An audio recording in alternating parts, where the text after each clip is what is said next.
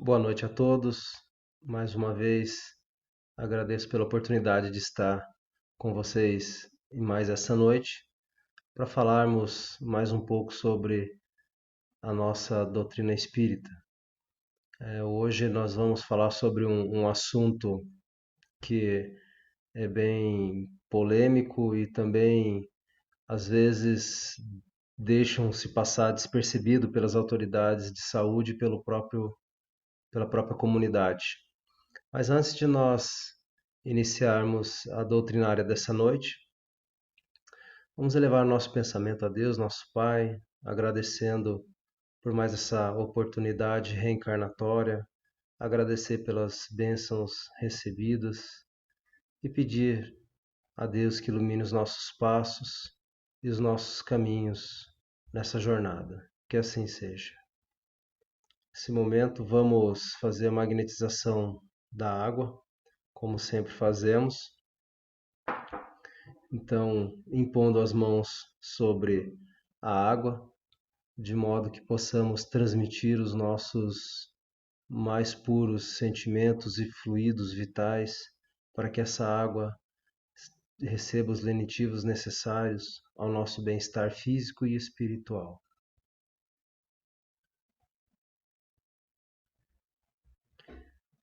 Então, hoje nós vamos tratar sobre um assunto muito importante da ordem de saúde pública e humanitária.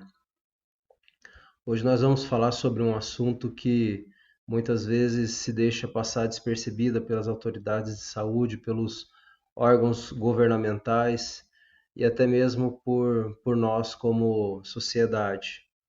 Hoje nós vamos falar sobre um assunto muito importante e esse assunto ele se chama suicídio. Então, o suicídio é um acontecimento que sempre está ocorrendo com frequência nas famílias, independente da classe social.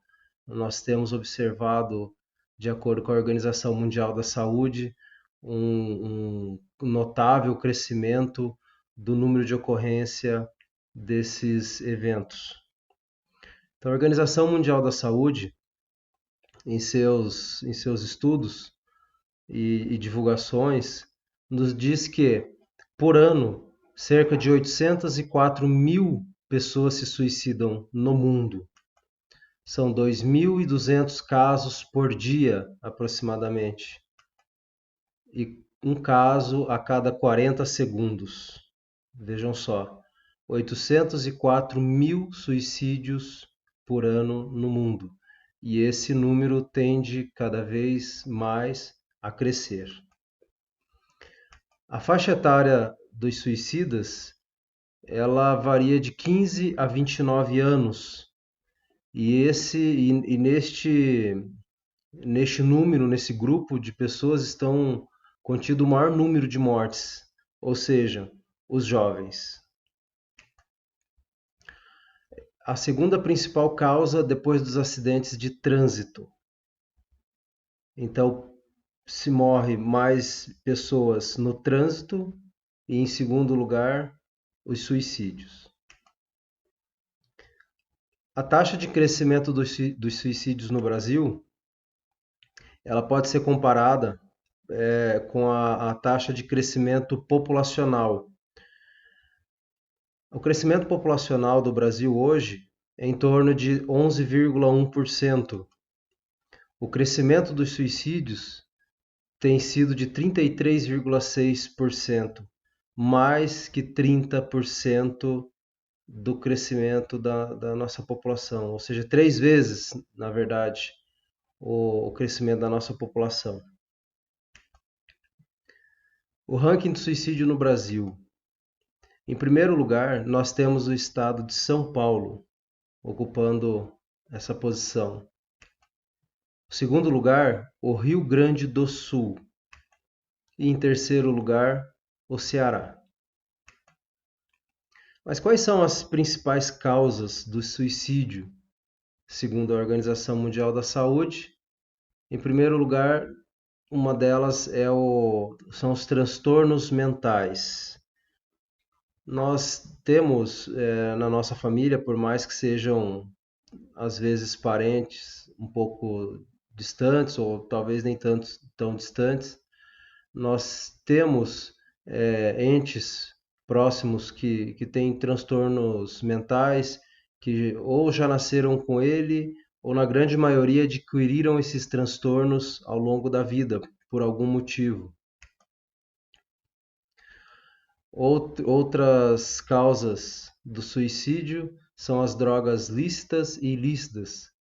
Então, o consumo dessas drogas, seja do álcool, seja do tabaco, os psicotrópicos, os remédios controlados, eles abrangem uma grande parcela das pessoas que se suicidam. E a terceira causa, e muito recorrente, é a depressão. A depressão ela é considerada hoje o mal do século. Cerca de 30% da população mundial sofre de depressão. E qual seria a prevenção ao suicídio, segundo a Organização Mundial da Saúde? Em primeiro lugar, vem os agrotóxicos. No Rio Grande do Sul, a grande maioria dos suicídios ocorrem na zona rural por utilização de agrotóxico. Estudos comprovam que o homem do campo tem se suicidado bastante no Rio Grande do Sul, tem havido uma incidência muito grande e no momento de desespero, muitos ingerem agrotóxico para tirarem a própria vida. Em segundo lugar, vem os medicamentos de tarja preta, os controlados. Então, assim como na questão dos agrotóxicos, né? Os agrotóxicos devem ficar armazenados em lugares seguros, afastados de crianças, animais e outras pessoas alheias, e principalmente pessoas que têm tendências suicidas. Então, uma questão de cuidado, de armazenamento desses agrotóxicos, para que não venha cair na mão de uma pessoa que já tem tendência suicida.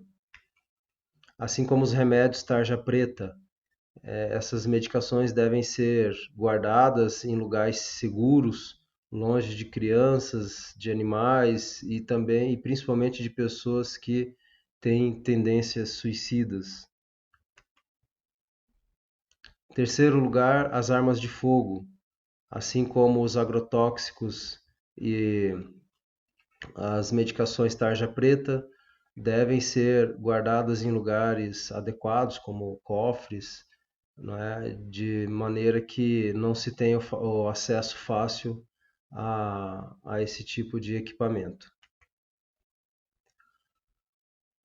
Hoje em dia se tem uma preocupação maior com a questão das construções, principalmente com relação às aberturas, janelas, parapeitos, sacadas, escadas de prédios, né, que dão acesso ao exterior, caixas d'água. Então, esses locais devem ser monitorados, devem ser bem seguros, não é? De forma a evitar que uma pessoa tenha acesso e se colocar uma condição de risco e cometer um suicídio. Milo Fernandes nos diz que morrer é uma coisa que se deve deixar para depois.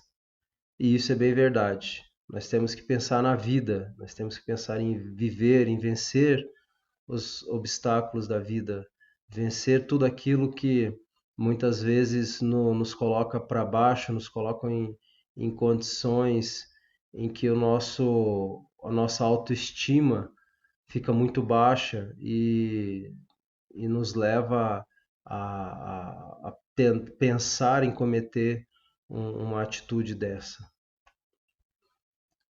Então, na visão espírita,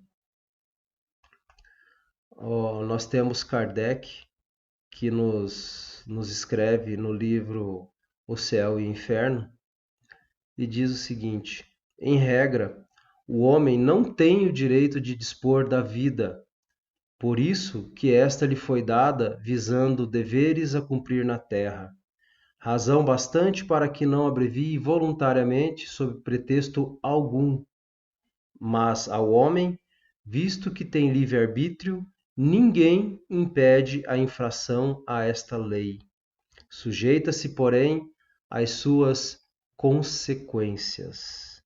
Essa é a visão espírita com relação ao suicídio. O Deus dá a vida ao homem e somente Deus pode recolher esse ser novamente ao plano espiritual.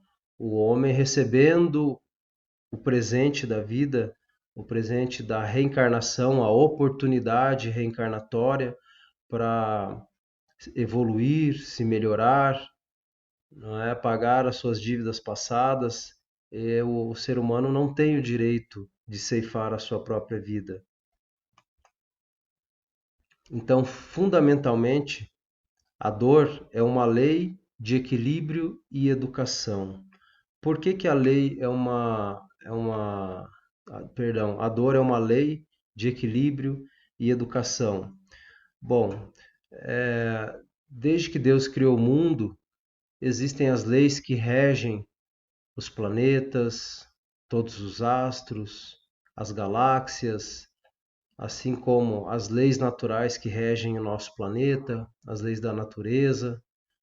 E dentro dessas leis, sempre que alguma coisa começa a sair do âmbito dessas leis, da normalidade dessas leis, alguma coisa acontece, alguma força maior faz com que tudo se reajuste novamente.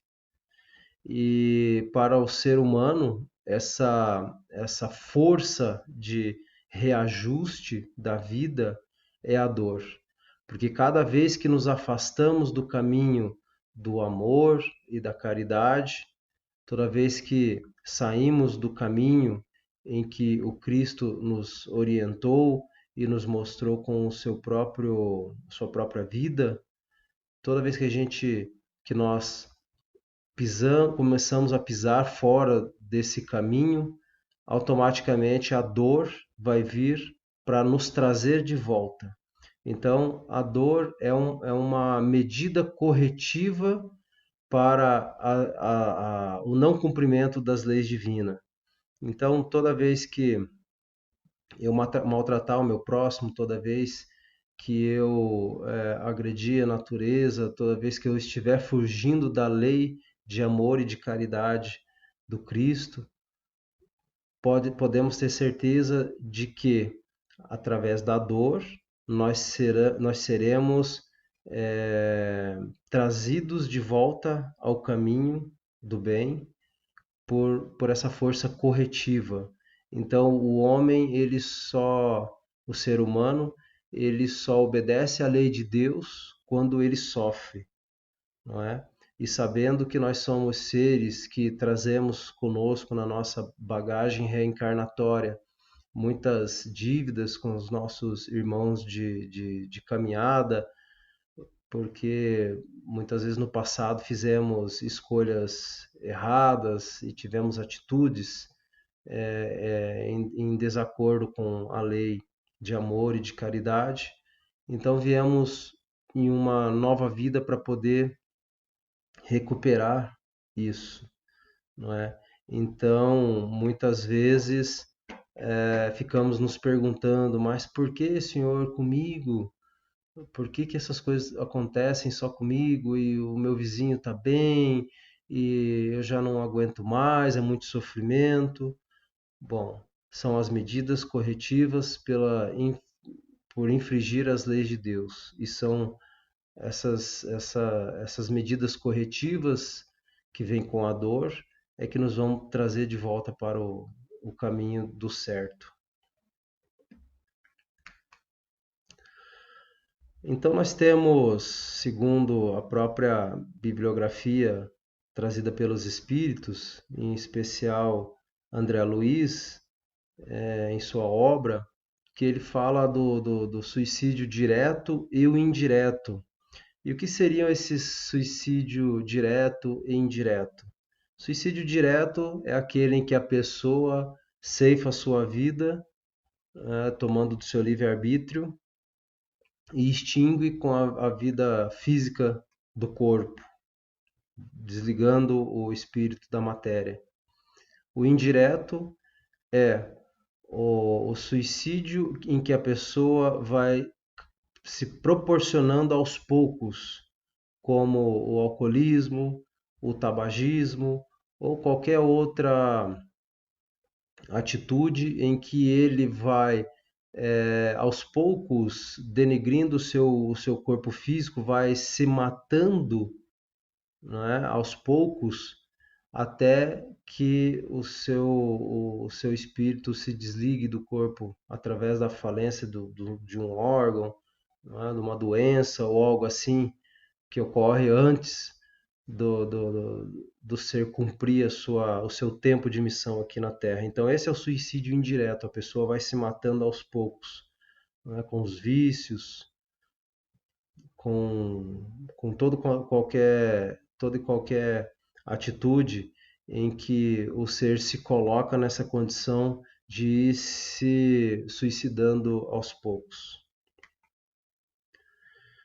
Então, para lembrar, voltando no suicídio indireto, apenas relembrando a obra de André Luiz, Nosso Lar, em que no início, até no filme, ele se levanta no umbral e é chamado de suicida, suicida, suicida, e ele diz: Eu não sou suicida.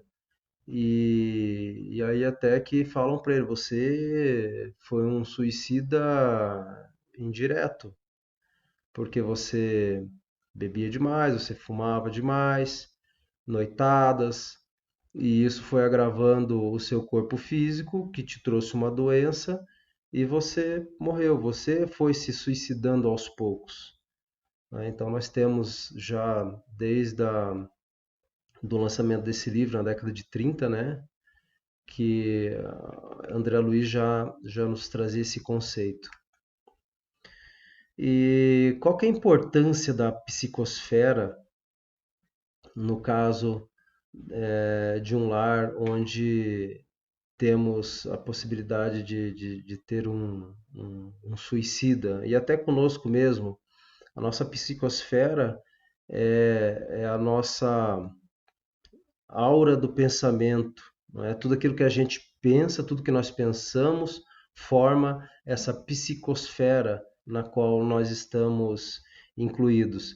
Então, as pessoas que naturalmente reclamam da vida, como é que você está, fulano? Eu não estou bem, eu estou mal, porque dói o meu dedão, porque está chovendo demais, ou porque está ventando demais, ou porque isso, porque aquilo. Aquela pessoa sabe que sempre coloca dificuldade na vida, que nada tá bom. Essa pessoa tem uma psicosfera muito negativa. E essa psicosfera naturalmente vai atrair seres não tão evoluídos, claro, e que vão se aproveitar da situação para começar a induzir essa pessoa a baixar cada vez mais a sua autoestima e, consequentemente, promover o suicídio, não é? Tirar a própria vida. Então é importante nós termos pensamentos mais elevados, alegres. Sabemos que as dificuldades da vida, os acontecimentos diários, muitas vezes nos deixam um pouco para baixo, mas é aí que temos que ter cuidado, que é o orai e vigiai de Paulo, não é? Em que nós devemos melhorar essa nossa psicosfera, sermos pessoas positivas, alegres, assim como Chico Xavier, já no alto dos seus 90 anos, foi perguntado: Chico, como o senhor está?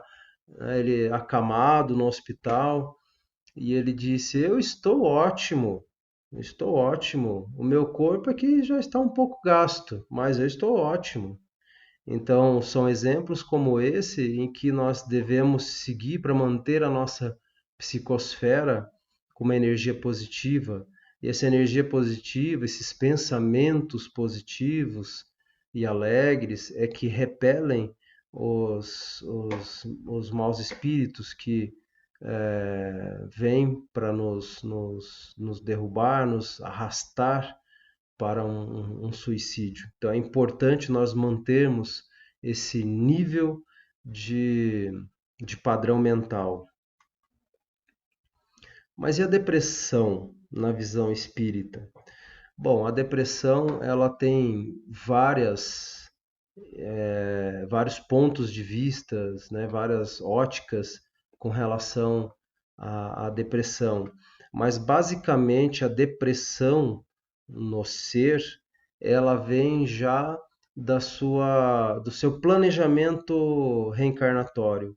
Antes de reencarnarmos aqui nessa vida, nós pedimos no plano espiritual por quais as provas queremos passar, quais os resgates queremos fazer.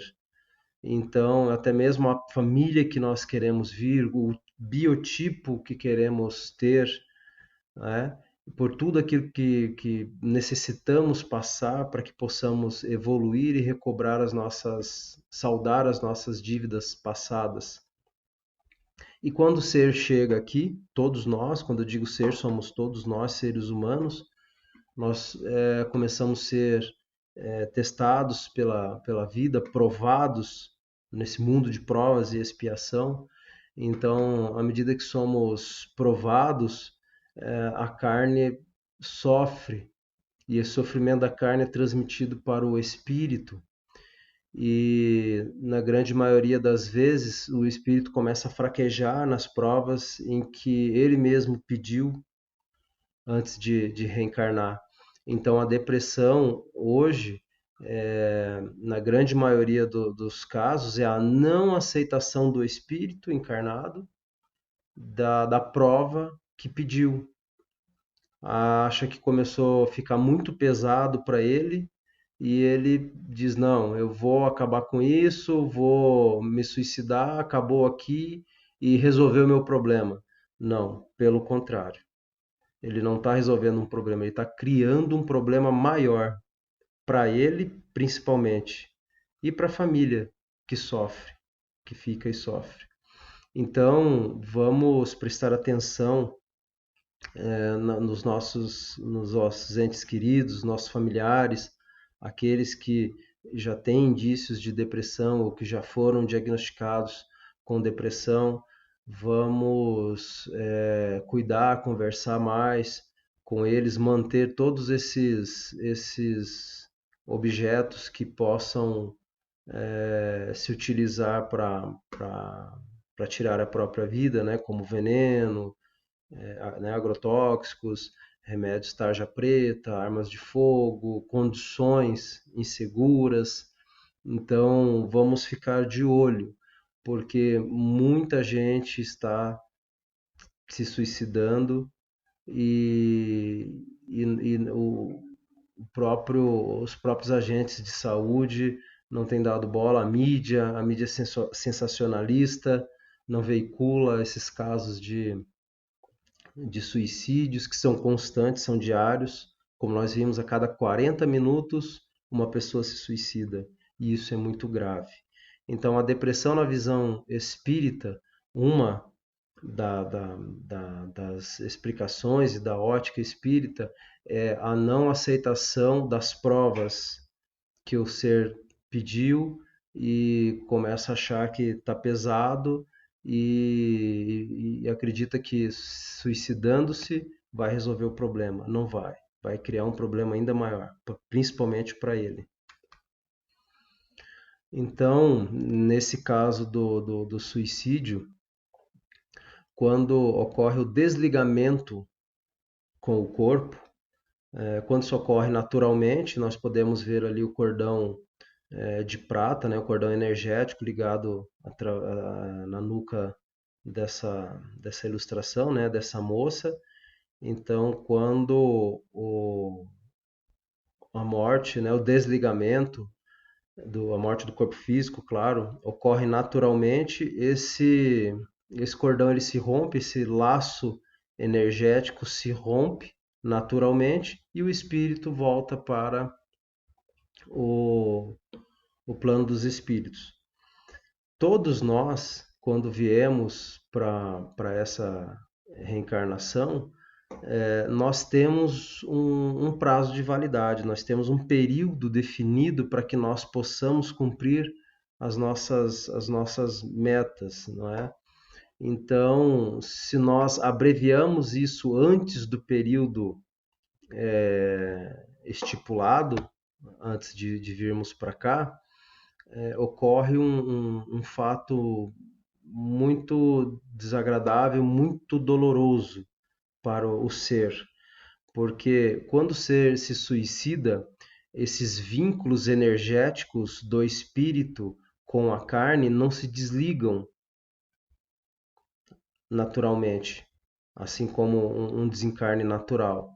Quando a pessoa suicida-se, ela continua energético, o espírito continua energeticamente ligado ao seu corpo físico, ele vai sentir o seu corpo dentro do caixão se putrefazendo, ele vai sentir os vermes lhe roerem toda a sua carne, todos os seus ossos, dos seus despojos, entrando e saindo por todos os orifícios do seu corpo e lhe comer inteiro o seu corpo físico. Então, essas sensações o espírito vai sentir.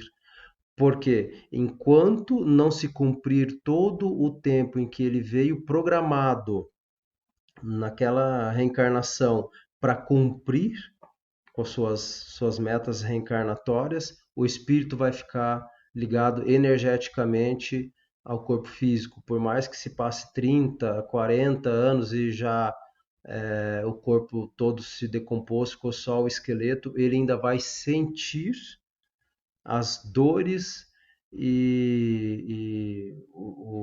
os sentidos da causa da morte. Se a pessoa suicidou-se tomando veneno, ela vai sentir o veneno lhe arder o seu ser até que se cumpra aquele período que foi programado e ele interrompeu antes. Se a pessoa suicidou-se com arma de fogo, aonde ela atirou no seu corpo, na cabeça, na boca, seja lá onde for, ela vai sentir essa chaga, essa dor por todo esse período e vai ficar vagando sobre a terra, sofrendo continuamente, dia e noite, se a pessoa se enforcou.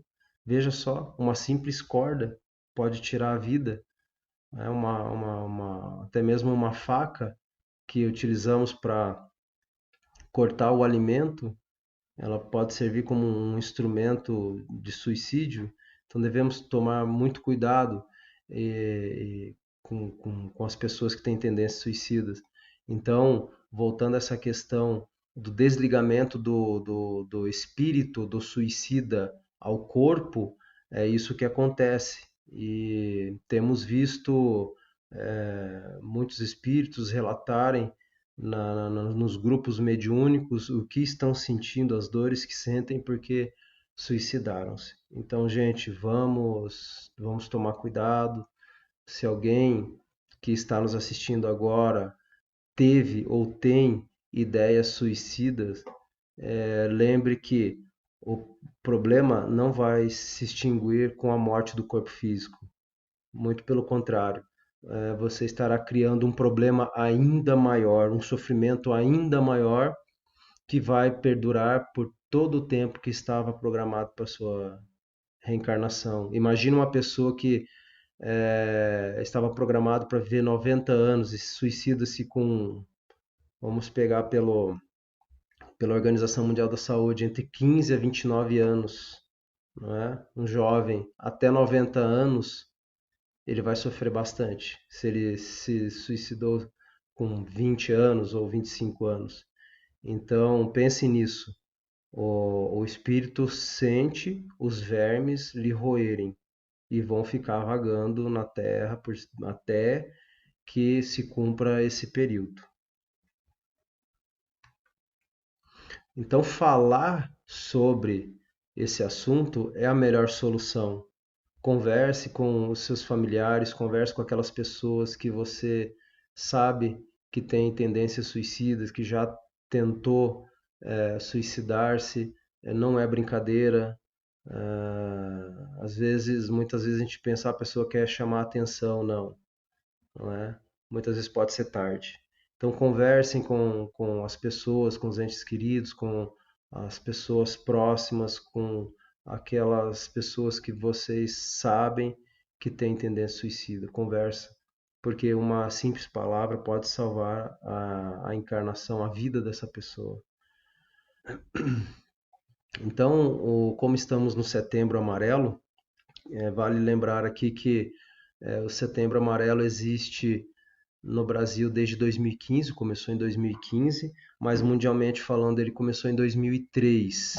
Né? Então essa, essa, essa força de que as pessoas estão movimentando no mundo em reduzir e até eliminar o suicídio no Brasil vem já da década de 90. É amarelo porque um jovem americano de 17 anos reformou o seu próprio carro lá, pintou de amarelo e ele acabou suicidando-se. Então, esse amarelo é, ficou por conta dessa história desse rapaz americano que comoveu a sociedade, porque era um rapaz que ninguém imaginava, nem os próprios amigos, que ele tinha tudo, né, que ele cometeria suicídio. E um belo dia ele suicidou-se. Então, vamos falar. Falar é a melhor solução. E viver é a melhor opção. Então, nós temos no Brasil o Centro de Valorização à Vida. Todos podem acessar através do site www.cvv, conforme está ali, .org.br.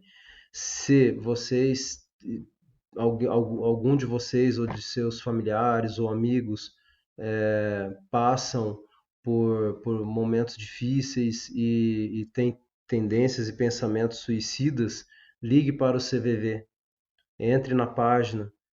Vocês podem se comunicar através de chat, telefone, e-mail, tudo. O telefone é 188, é gratuito. É, lá existem pessoas voluntárias capacitadas e treinadas para isso, para auxiliar as pessoas a se reerguerem e a melhorar a sua psicosfera de modo a valorizar a sua vida e não cometer o suicídio. cvv.org.br é gratuito e tem várias pessoas lá que estão única e exclusivamente para ajudar. E como recomendação de leitura, nós temos o André Trigueiro, que é jornalista e palestrante espírita, tem um livro falando integralmente sobre essa questão do suicídio, que chama-se Viver é a Melhor Opção. É um livro fantástico, recomendo a todos que leiam. Ele traz todos esses dados científicos da Organização Mundial da Saúde e também alinha isso com a visão espírita. É muito bom, recomendo a leitura desse livro do André Trigueiro. Então, meus irmãos, que a paz do Cristo esteja com todos vocês e vamos fazer a nossa parte em auxiliar todas aquelas pessoas que necessitam de uma palavra de carinho, uma palavra de cuidado, né? Um olhar mais atencioso para que elas não subtraiam a própria vida, para que não passem por um calvário desnecessário. Então, nesse momento, eu gostaria de agradecer a presença de todos vocês e deixar essa mensagem do Setembro Amarelo com todos, porque é nosso dever e a nossa obrigação cuidar dos nossos entes queridos e também nos cuidar. Então, uma boa noite a todos, fiquem com Deus e nesse momento vamos elevar nosso pensamento a Deus, nosso Pai, agradecer mais uma vez pelo dom da vida e pedir a força necessária, os esclarecimentos para que possamos seguir sempre convictos de que Jesus está iluminando os nossos caminhos e que não fraquejaremos na nossa reencarnação, no nosso plano reencarnatório. Que assim seja.